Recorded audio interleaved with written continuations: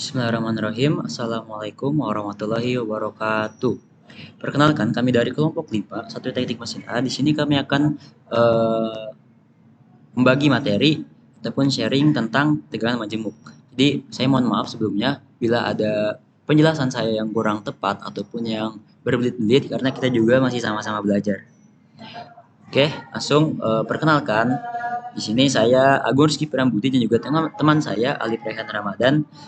Di sini kita akan menjelaskan tentang tegangan majemuk. Nah, apa sih tegangan majemuk itu?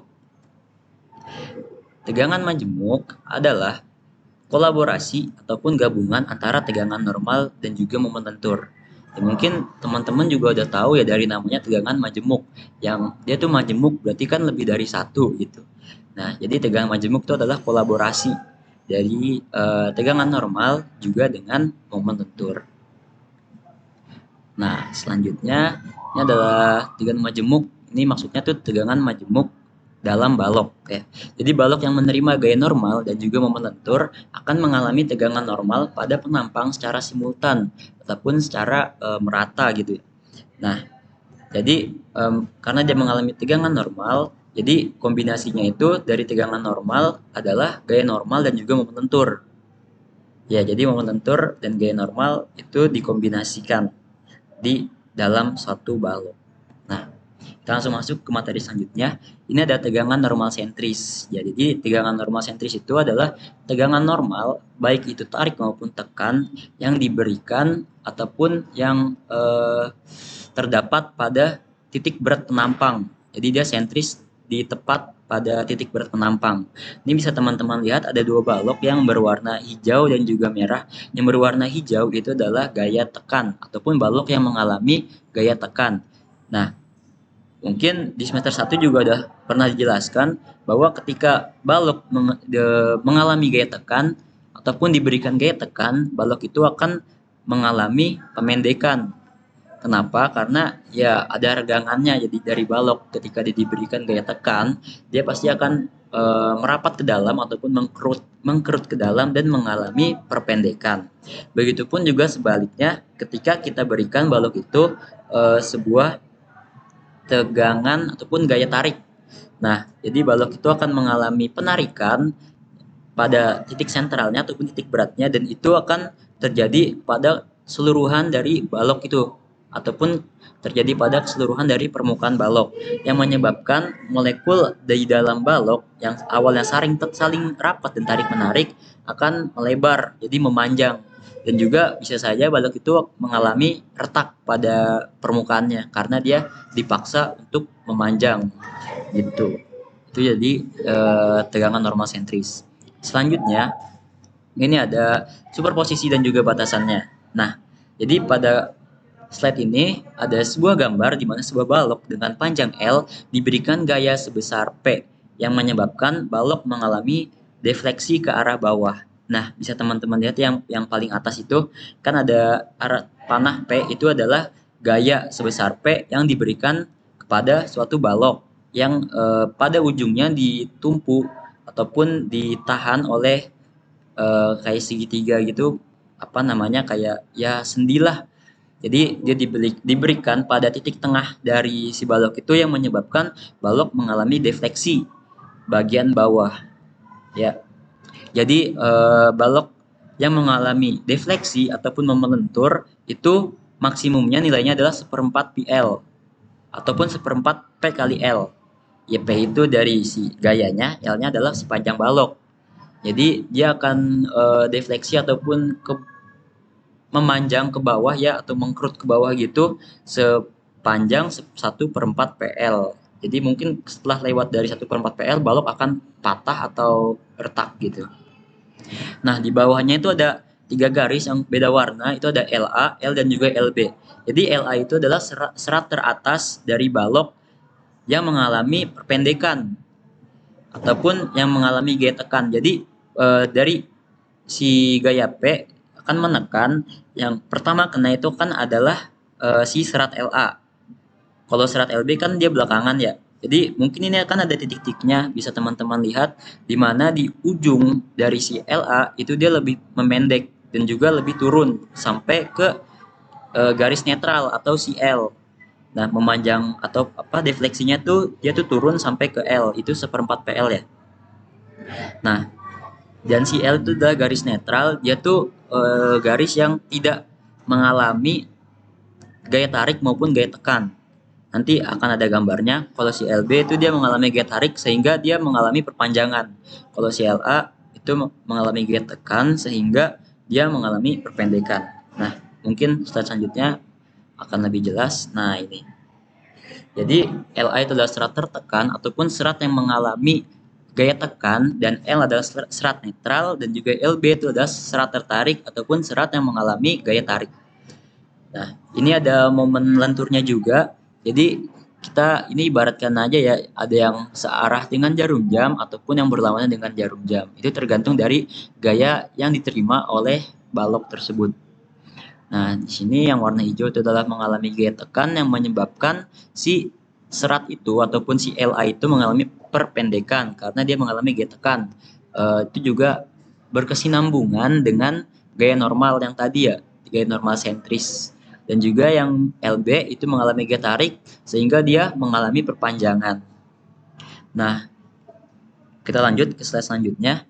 Nah, ini pada LA itu akan mengalami pengerutan ataupun gaya perpendekan karena dia memendek, pasti dia akan mengkerut gitu. Sedangkan yang LB karena dia mengalami perpanjangan, dia akan retak pada permukaannya. Jika dipaksa mungkin seperti tadi akan patah gitu ya. Nah, ini juga yang ditunjukkan oleh panah itu yang saya sebutkan tadi, bahwa si garis netral itu tidak mengalami gaya tarik ataupun tekan. Jadi ini yang bisa teman-teman lihat, yang warna hijau itu adalah gaya tekan, yang warna biru adalah gaya tarik. Dan yang warna hijau itu adalah gaya tekan yang dialami oleh si LA. Jadi yang paling atas, yang paling pertama kali permukaan terkena beban itu akan mengalami gaya tekan yang sangat besar. Dan makin ke bawah, makin mendekati sumbu netral, dia tidak akan mengalami gaya ataupun yang gaya yang diterimanya itu sedikit. Sedangkan yang paling bawah si LB, karena dia memanjang, maka dia mengalami gaya tarik yang paling besar pada bagian bawahnya. Sedangkan yang dekat sumbu netral, gaya yang diterimanya tidak besar.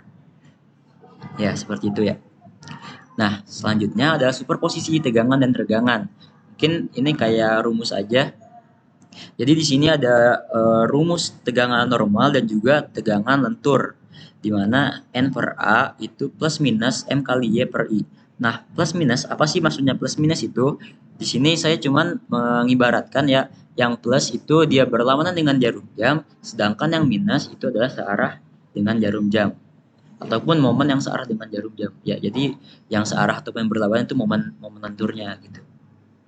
Nah, di keterangan itu sigma adalah tegangan yang bekerja dengan satuan Pascal, dan juga N atau biasanya kita sebut P itu adalah gaya aksial dengan satuan Newton, dan A itu adalah luas penampang, M adalah momen lentur, Y jarak titik berat penampang. Nah, titik berat penampang itu biasanya kalau momennya apa?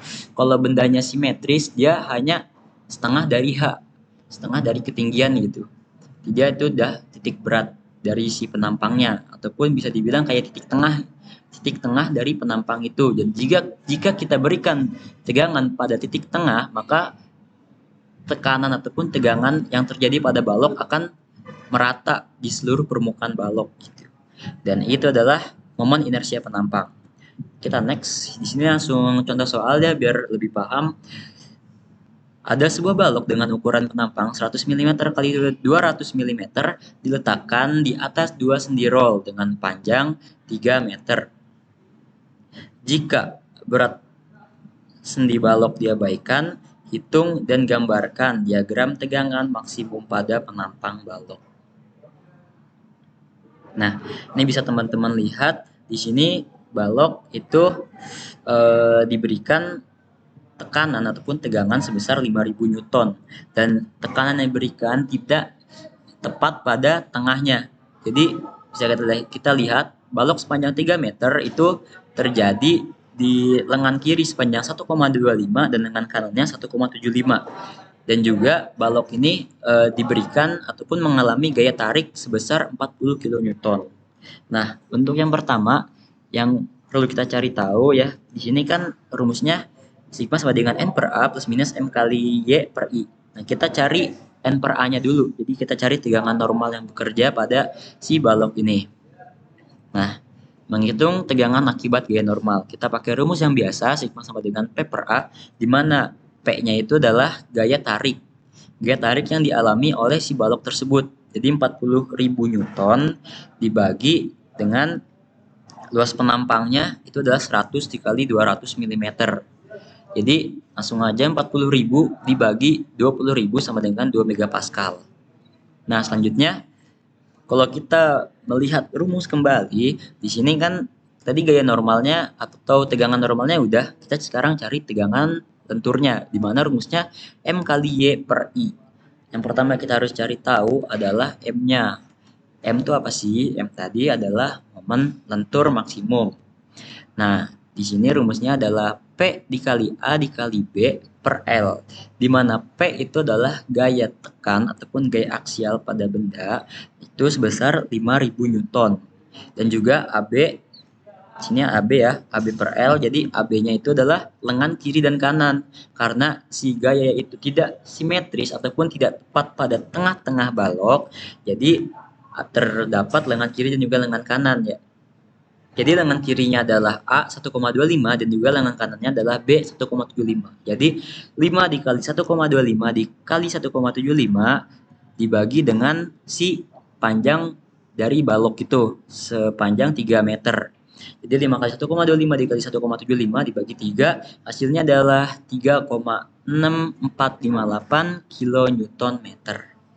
Nah, selanjutnya ketika kita melihat rumusnya tadi itu Y-nya kan udah tahu lah ya, jadi dia 200 dibagi 2, jadi kan bagi 2-nya kan 100 ya, jadi H-nya kan 200, jadi Y itu rumusnya setengah dikali H-nya ada 200, jadi kalau kita 200 bagi 2 hasilnya 100, dan juga I adalah momen inersia. Jadi selanjutnya kita akan cari momen inersianya.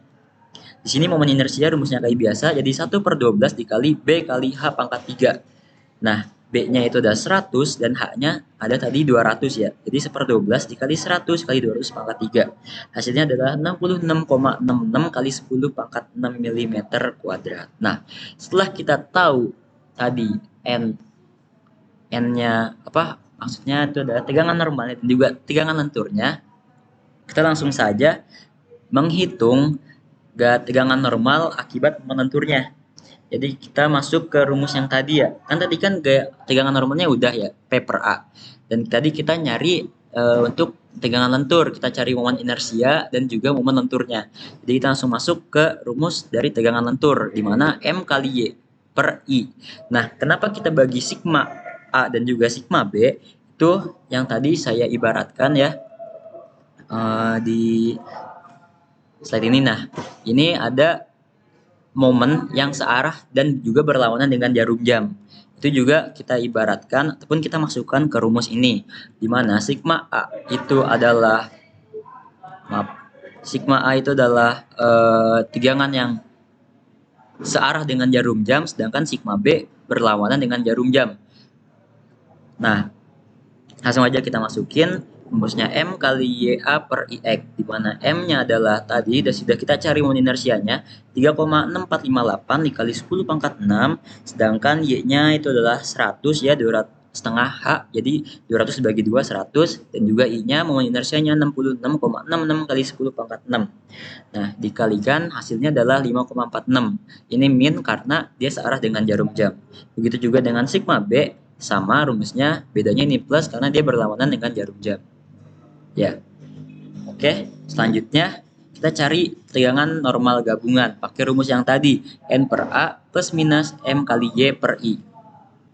Nah, langsung aja, tadi kan tegangan normalnya N per A kita dapat 2 megapascal, langsung kita masukin 2 dikurang karena kita nyari sigma A, jadi tegangan normal akibat momen tegangan lenturnya itu adalah minus 5,46. Jadi langsung kita masukin 2 dikurang 5,46, hasilnya adalah min 3,46 megapascal. Dan juga untuk sigma B itu 2 tambah 5,46 itu hasilnya plus 7,46. Nah, mungkin teman-teman ada yang bingung penggambaran dari searah dengan jarum jam ataupun berlawanan arah. Mungkin nanti dari diagram teman-teman akan tahu ya. Mungkin kayak ini bisa minus 3,46 dan juga ini bisa plus, itu akibatnya dari ini. Jadi yang tegangan normal yang kita cari itu kan gaya tegangan ataupun tegangan normal tarik. Nah, sepanjang ataupun sebesar 2 megapascal yang tadi sudah kita cari. Nah, di sini kenapa tadi sigma A itu minus? Karena ini bisa teman-teman lihat karena dia berbeda. Jadi yang tegangan normalnya itu tegangan tarik, sedangkan si sigma A itu merupakan tegangan tekan. Nah, kenapa dia tegangan tekan?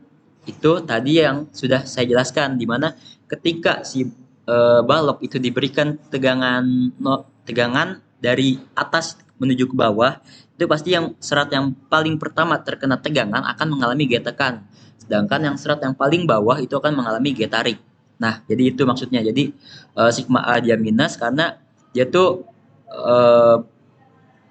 berlawanan lah gitu. Jadi kan si tegangan normal itu kan tegangan tarik, sedangkan si sigma A tegangan tekan. Jadi kita ibaratkan dia minus gitu.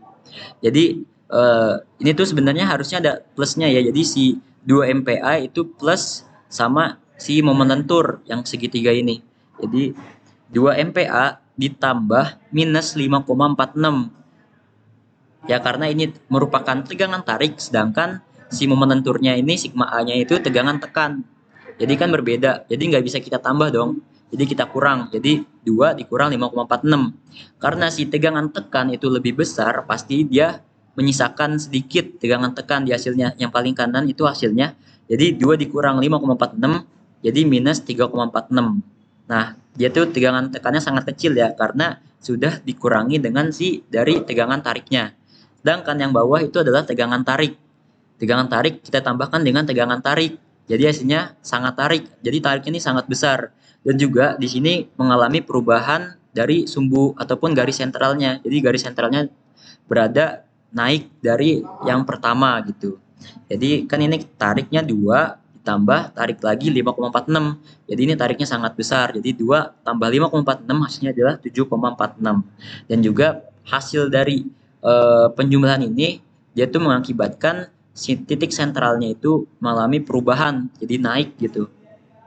Nah, mungkin itu saja yang bisa saya jelaskan. Saya mohon maaf bila ada penjelasan yang kurang tepat ataupun penjelasan saya yang berbelit-belit ya, karena saya juga masih belajar. Jadi saya juga mencoba memahami dan juga memberikan yang terbaik dari saya untuk teman-teman semuanya. Mungkin itu saja yang dapat saya sampaikan. Terima kasih. Wassalamualaikum warahmatullahi wabarakatuh.